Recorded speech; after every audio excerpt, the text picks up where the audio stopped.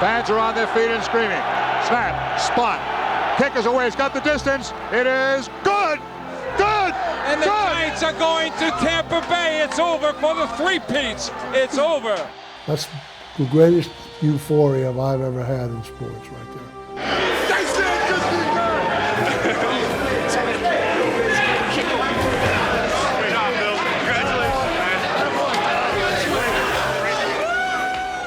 I told them when we go to San Francisco, pack for 2 weeks because we're not coming home. And the plane ride from there to Tampa was the most memorable trip that I've ever been on. It was such a celebration. The players so happy, and they had a couple of beers and relaxed, and it was just great. One of the great plane rides in history, flying from San Francisco to Tampa, everyone going nuts the whole time. What to do? In the Super Bowl. Where are you going? We're going to Tampa Bay. Ah! That might have been the best plane ride I've been on in a long time, because I tell you what, we having some fun on that plane though. Hey, Tampa down, baby. Guess who's behind Fox? Oh my God! Oh my God! Happy New Year, guys. We're going to the show. What are you gonna do down in Tampa Bay?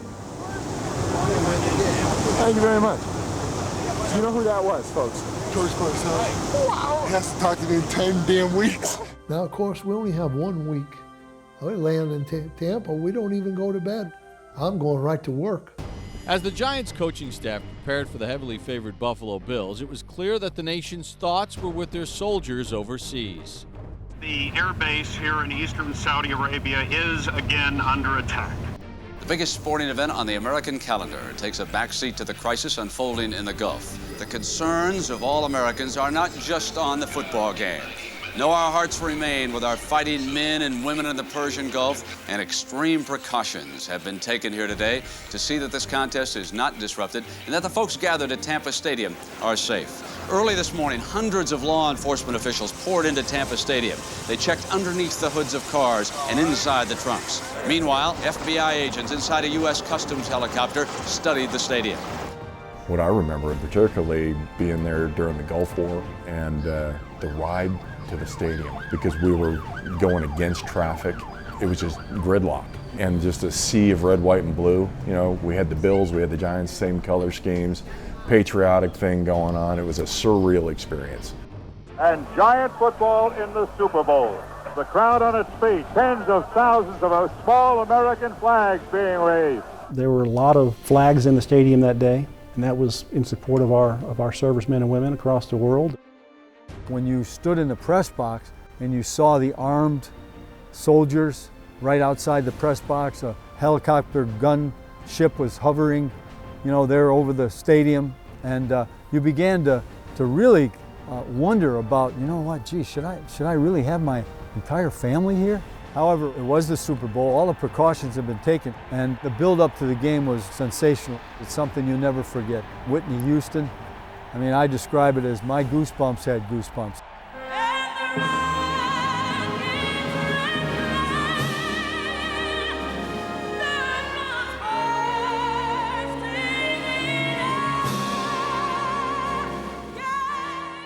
What she sung was just, whoa.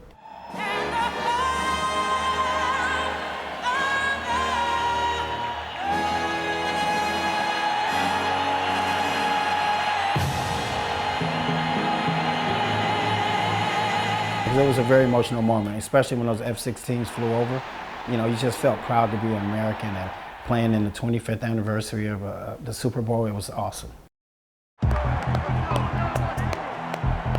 First of all, Super Bowl, without a doubt, the ultimate as far as emotions, the feelings that you have standing in that tunnel, waiting to be introduced.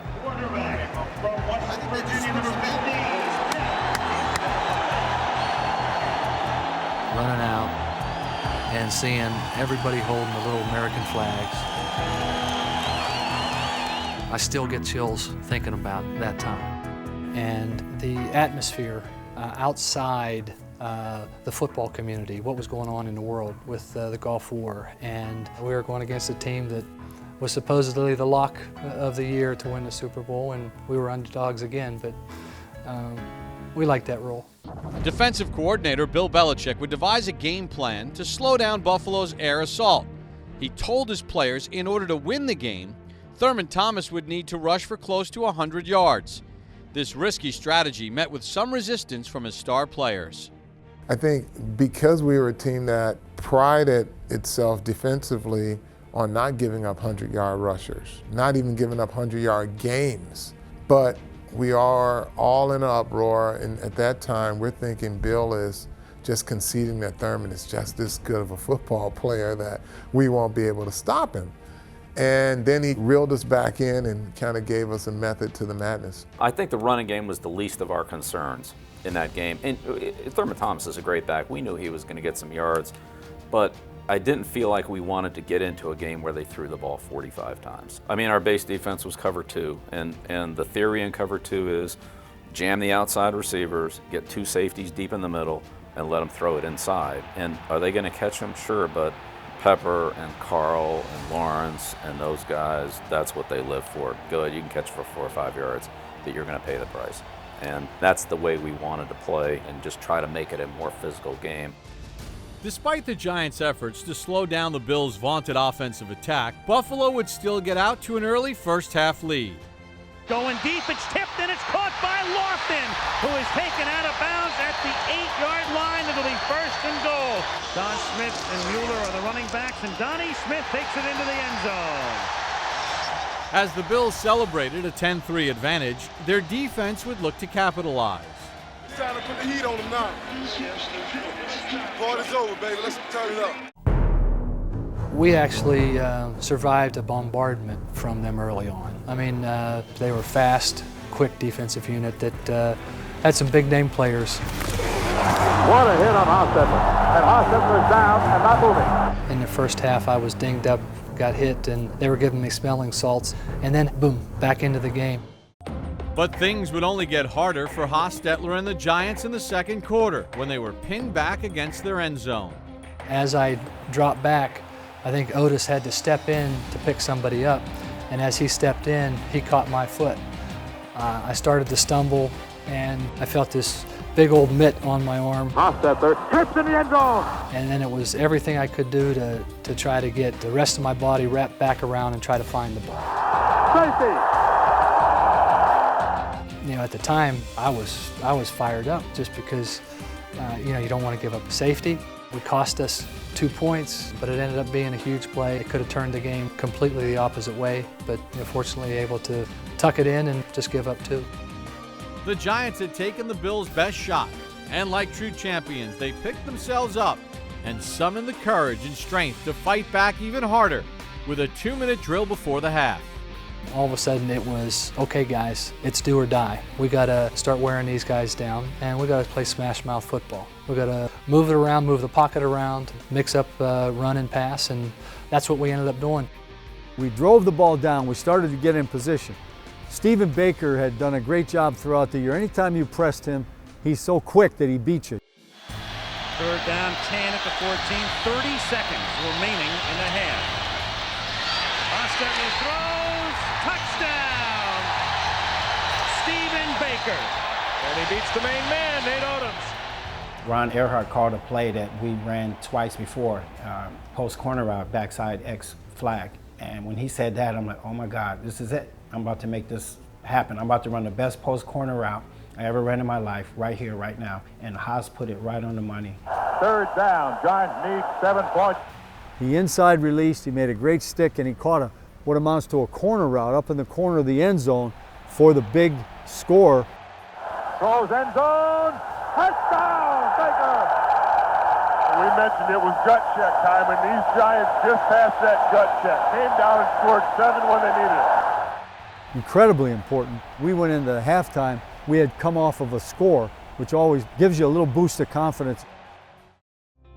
With momentum in their favor after scoring at the end of the first half, the Giants and their veteran running back, O.J. Anderson, would go on a bruising Super Bowl drive for the ages in the 3rd quarter. Ron Earhart come over and sit down next to me. He said, we're going to run you. I need you to give me all you got. We're going to just wear him down. So let's just go ram the ball up there, Gigi, you know. And that's what our plan was. Anderson again, Anderson into Buffalo territory. Mark Kelso comes in to make the hit. Look at him wind up. I mean, that is a punishing job of running. All game long, Kelso and I kept running to each other, and when I would collide with him, I would hear him go, oh. So I'm like, okay. So I figured if I could intimidate him thinking that I was going to really try to tear his head off, that he would think about how to tackle me. And look at Otis Anderson throw the uppercut. He looked like Muhammad Ali, winding up, popped in with that stiff arm. And this classic drive would be highlighted just moments later, with the Giants facing a crucial 3rd and 13. You can talk about any other play, but Ingram's third down was the most amazing and probably the most exciting third down in Super Bowl history. Hostetler has the ball and the snap, throws, complete. He's got Ingram for maybe a first down. He'll try to the 20. Yes, he's got it. What effort, what effort. Just an unbelievable play. You know, stopping on a dime, twirling, hopping on one leg, everything that he could do to get that first down. That was sort of the signature of our whole team. Every individual that played in that game was doing the same thing. It was laying everything out on the line. He broke at least 5 tackles in getting that first down. And I remember saying to Mark Ingram himself after the game, in my opinion, that was the greatest non-scoring play in Super Bowl history up to that point, and I really believe that. This is a tremendous drive by the New York Giants. This is a championship drive. Look at that, over 9 minutes. This is a Super Bowl drive. What was the time, an hour that Buffalo's offense was off the field? Stunning. 2nd and goal at the 1. The Bills have not had the ball in the second half. Touchdown Anderson. We knew that after what we did clockwise, we needed to make sure that we got a touchdown. Giants on the 1.5-yard line. O.J. touchdown. That is one of the great drives in Super Bowl history.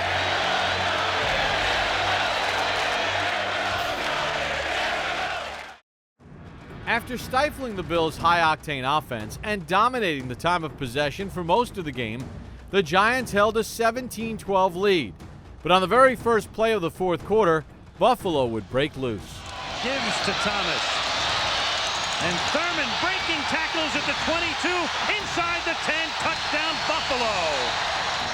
The Bills have been pecking. Finally, they get a runner through the linebackers. And with 14:52 to play, Buffalo leads by 2. There was tremendous sense of getting it done, of finishing the job at hand. And as they had done all game, the Giants would show their resilience by marching down the field with one more championship drive. 3rd and 7 to the 26. Bills by 2, 13:56 to play. And Hostetler throws, and it's caught by Bavaro for a big first down to the 43. He is a money player, Mark Bavaro. I mean, I honestly felt it was the culmination of my career. I just considered it was the cherry on top of my NFL Sunday. Over the middle, Bavaro again for a first down to the 27-yard line. With the help of his veteran tight end, Hostetler would continue to drive Big Blue down the field, setting up the Giants' reliable kicker, Matt Barr, for yet another potential game-winning score. Every kick I ever made was to win the Super Bowl. That's what you have practiced 10,000 times, was for that kick. Giants trying to take the lead on a Barr field goal from 21 yards. Barr's kick is good, and New York once again has the lead. It's the 4th lead change in the game. In one of the greatest Super Bowls ever played, Buffalo would counter with a final drive of their own, putting their kicker, Scott Norwood, in position to win the game. Now Norwood tries to kick his longest ever on grass, 47 yards. The whole week, Scott was saying, I hope it comes down to a kick. Why would you want that? And sure enough, it did. Be careful what you wish for. Norwood is right on the tip of his range. 8 seconds to go. Giants on top. Back, front. I mean, when he kicked the ball, the minute it went over my head, I'm anticipating that it's going to be wide. In the air, got the distance, it is. And then I heard guys jump and say, he missed. No good! No good. Wide right. In their second Super Bowl game. Giants win. Giants win. I don't know how high I jumped. I could have jumped into the stands. It felt like it took me forever to come down. And I just like, thank you, God. And I finally got my championship when it was all said and done. Yeah, Otis Anderson will end up his career. Yes, the most valuable player. It was a perfect ending. You couldn't have scripted better than that. It's part of history now. That was really satisfying to win with that. After losing your quarterback, everybody said you can't win without your starting quarterback. Well, Jeff Hostetler proved that wrong. That victory in the Super Bowl was the culmination of a lot of hard work, and I think that was the embodiment of what Giants football was about.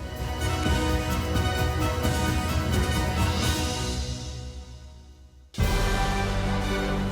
just want to take this opportunity to, on behalf of the New York Giants, to welcome all of you back here. I tell you, this was such a special group of guys, a special group of players. Well, it seems like a long time ago, but you know what? You get back here and you see the guys, and you start seeing some video of it, and a lot of stuff's still fresh in your mind, and that to me is pretty amazing. Great to see you.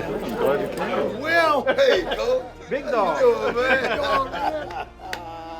I think of all the teams I ever had, without question, this was the most resilient, mentally. You know, you have your personal life and your professional life, and then you've got your memorable events, and this is one of those. Good afternoon, fans. And today the Giants have a very special presentation as we honor and pay tribute to one of the greatest teams in Big Blue history. Number 89, Mark Bavaro. The Super Bowl MVP, Otis Anderson. And Hall of Famer, number 56, Lawrence Taylor. In Super Bowl 25, they didn't give us a chance.